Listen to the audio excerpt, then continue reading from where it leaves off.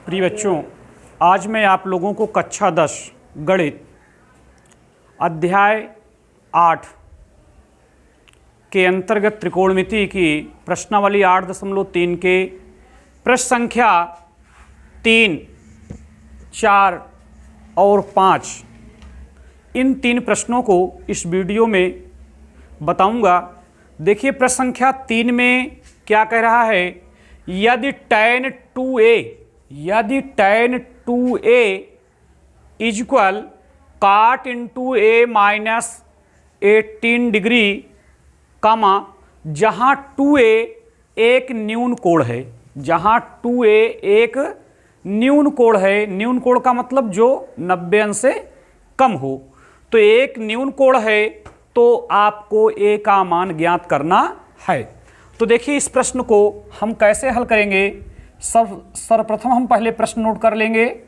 tan 2a is equal cot into a minus 18 degree. अब यहाँ थोड़ा से समझने की बात है कि इस प्रश्न को हम कैसे हल करेंगे। देखिए, यहाँ पर जो 2a लिखा है ये एक न्यून कोण है, और न्यून कोण का मतलब जो 90 अंश से कम हो। तो अर्थात ये जो 2a है इसे हम 90 में से हम इसको घटा लेंगे। तो आप समझिए, अगर हम इसे 90 अंश में से 2a अगर हम घटा दें तो ये 90 डिग्री माइनस 2a हो जाएगा। अब यहाँ समझने की बात यह है कि अब हम यहाँ पर कौन सा त्रिकोणमितीय अनुपात लिख दें, कौन सा त्रिकोणमितीय अनुपात लिख दें कि जो बदलने पर tan ही आवे। तो आप जानते हैं कि अगर हम यहाँ पर काट लिखेंगे तो चूंकि हमने बताया है कि 90 और 270 रहने पर बदल जाता है, तो अगर हम यहाँ पर काट लिख देंगे तो काट जब लिखेंगे तो इस 90 की वजह से ये काट बदल जाएगा tan में, और tan के साथ क्या आ जाएगा, जो घटाया गया है माइनस 2a, तो अर्थात tan 2a आ जाएगा। कहने का भाव क्या है कि जो tan 2a लिखा है हम tan 2a के बराबर में लिख क्या सकते हैं, cot into 90 degree minus 2a, ऐसा हम लिख सकते हैं। किसके स्थान पर, tan 2a के स्थान पर।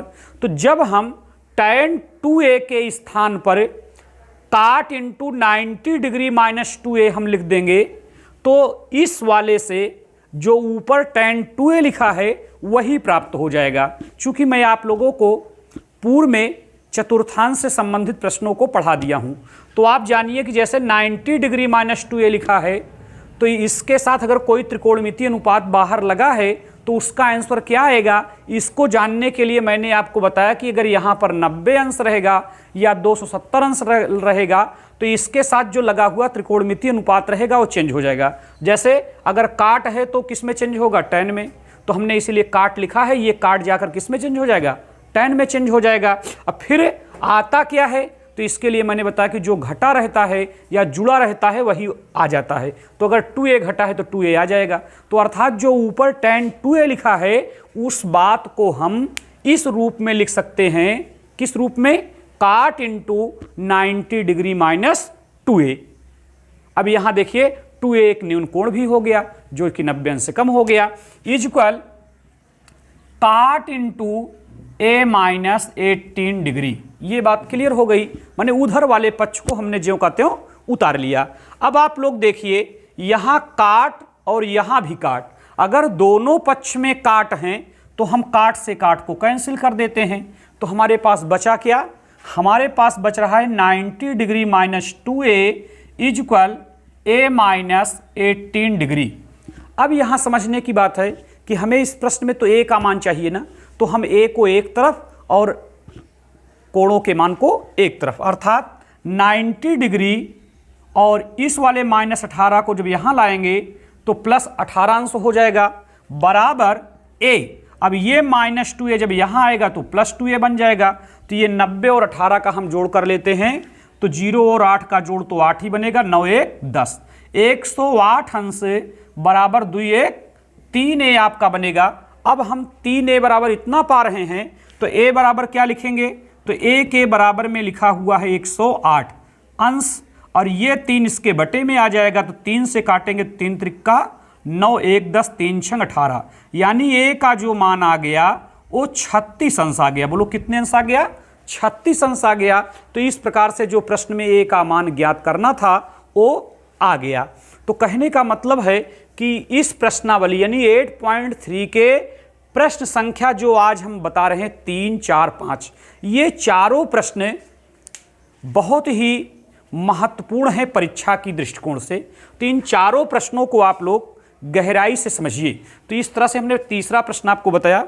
इसी तरह देखिए चौथा प्रश्न भी इसी नियम पर आधारित है, पांचवा भी इसी तरह सेम है। अभ्यास करने के लिए 2-3 प्रश्न इसमें दे दिए गए हैं। तो आइए हम लोग इसी आधार पर चौथे प्रश्न को भी हल करते हैं। चौथे प्रश्न में क्या बात दी गई है? tan A equal tan B tan A equal काट B दिया है प्रश्न में। tan A इक्वल काट B तो कह क्या रहा है? तो सिद्ध कीजिए। कह रहा है सिद्ध कीजिए। बोलो क्या सिद्ध करना है?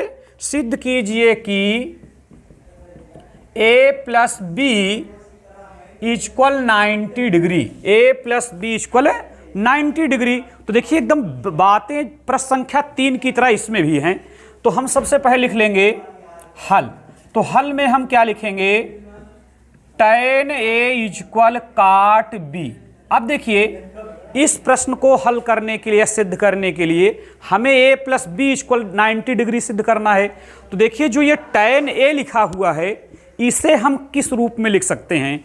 तो tan A को हम लिख सकते हैं काट इंटू 90 डिग्री माइनस A। देखो जो tan A लिखा हुआ है उसे हम काट इंटू 90 डिग्री माइनस A लिख सकते हैं tan A के स्थान पर। चूंकि आप समझिए कि अगर ये 90 है तो लगा हुआ त्रिकोणमितीय अनुपात बदल जाएगा, हमने ये आपको पूर्व में बताया था। तो अगर काट है तो किस में चेंज होगा? tan में चेंज होगा।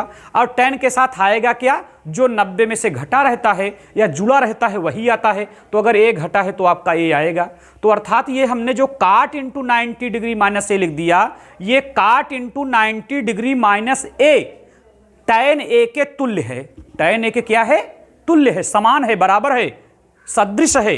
तो हम tan A पर लिख सकते हैं काट into 90 degree minus A equal करके काट B अगर लिखा हुआ है तो हम काट B को ज्यों का त्यों उतार लेंगे। अब आप देखिए पूर्व प्रश्न की तरह दोनों पक्षों में काट और काट विद्यमान हो गया।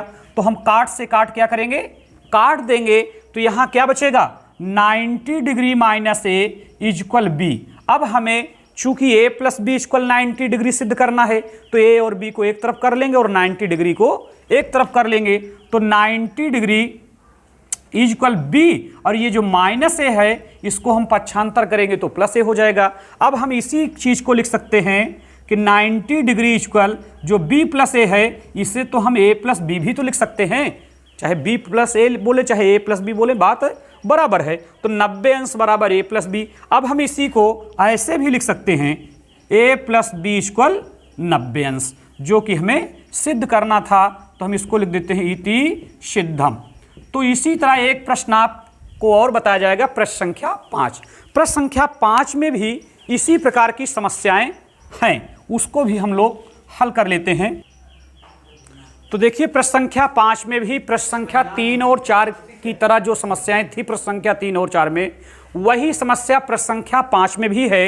यानी कहने का मतलब कि आज का जो ये प्रश्न संख्या 3, 4 और 5 है, तीनों का प्रकार एक ही है, तीनों एक ही सिद्धांत पर लगने वाले प्रश्न हैं और बहुत ही इंपॉर्टेंट हैं परीक्षा के दृष्टिकोण से। तो 5वें नंबर प्रश्न में क्या दिया है कि यदि सेक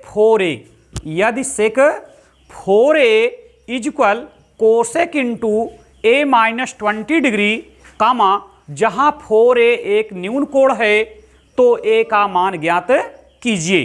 तो देखिए हमारा प्रश्न क्या है। सबसे पहले प्रश्न है सेक 4a equal cosec into A minus 20 degree.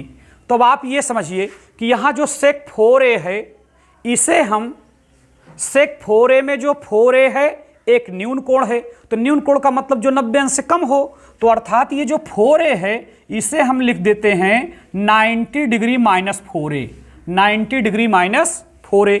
अब मैंने आपको ये बताया कि जब आप 90 डिग्री माइनस 4a आपने लिख लिया तो अब आपको यहां जो है ऐसे त्रिकोणमितीय अनुपात को यहां पर रखना है कि जिसको रखने से अगर वो 90 के कारण अगर बदले तो बदलने पर वो किस रूप में से बदले, सेक के रूप में बदले।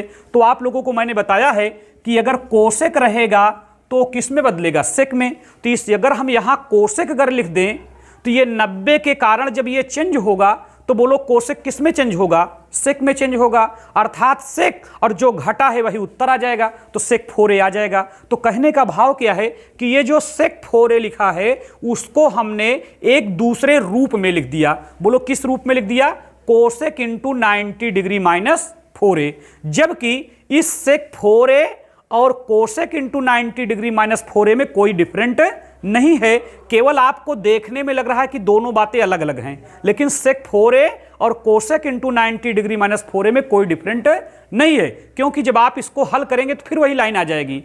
कैसे भाई, चूंकि 90 है तो मैंने बताया था लगा हुआ त्रिकोणमितीय अनुपात बदल जाता है, तो कोसेक है तो सेक होगा, और क्या आएगा उसके साथ, तो 90 से जो घटा रहता है जुड़ा रहता है वही आता है। तो अगर 4a घटा है तो 4a आएगा, अर्थात सेक 4a आएगा। और 90 डिग्री माइनस थीटा जो है ये पहले चतुर्थांश में आता है, और पहले चतुर्थांश में सभी आल प्लस होते हैं, तो अर्थात प्लस सेक 4a आएगा। तो कहने का भाव कि सेक 4a के स्थान पर हम cosec into 90 degree minus 4a लिख सकते हैं। बराबर, तो बराबर में क्या है, cosec into a minus 20 degree. देखिए इस तीनों प्रश्न में, प्रश्न संख्या 3 में, 4 में और 5 में, तीनों प्रश्नों में जो प्रारंभ में जो LHS में जो पद लिखे हैं उन्हीं को 90 डिग्री में से लेस करना है, और 90 डिग्री में से लेस करने के बाद उसके गुणांक के रूप में ऐसे त्रिकोणमितीय अनुपात को आपको लिखना है कि अगर वो त्रिकोणमितीय अनुपात चेंज हो तो जो प्रश्न में दिया है वही आ जाए। तो यहां देख लीजिए 90 है तो चेंज होगा कोसेक, तो सेक में आ जाएगा, क्लियर हो गई बात। तो यही आपको सब में ध्यान रखना है। तो अब देखिए कोसेक अगर दोनों पक्ष में है तो कोसेक से कोसेक कैंसिल हो गया, तो बचा क्या, 90 degree minus 4a is equal a minus 20 degree. अब हम क्या करेंगे कि अंशों को एक तरफ और a को एक तरफ कर लेंगे, तो 90 डिग्री ये आ जाएगा plus 20 degree is equal a, इसको पक्षांतर करेंगे प्लस 4a, तो 9 2 11, 110 अंश इज इक्वल 5a। तो हमको तो a बराबर चाहिए ना, तो 110 अंश ये बटे में 5 आ जाएगा बराबर a। तो हम 5 से काटेंगे तो 5 दूनी 10, 5 दूनी 10, यानी 22 अंश बराबर क्या आएगा, a आ जाएगा। यानी a का मान कितने अंश हो गया, 22 अंश। तो a का ही मान ज्ञात करने के लिए कहा था। तो इस प्रकार से प्रश्न संख्या 3, 4 और 5 में जो समस्या थी हमने उसको आप लोगों को बताया। तो आज के वीडियो में बस इतना ही। अब कल की वीडियो में हम लोग प्रश्न संख्या 7 और 8 को बताएंगे, साथ ही साथ अगली प्रश्नावली के लिए सूत्रों को बताएंगे। बस आज इतना ही।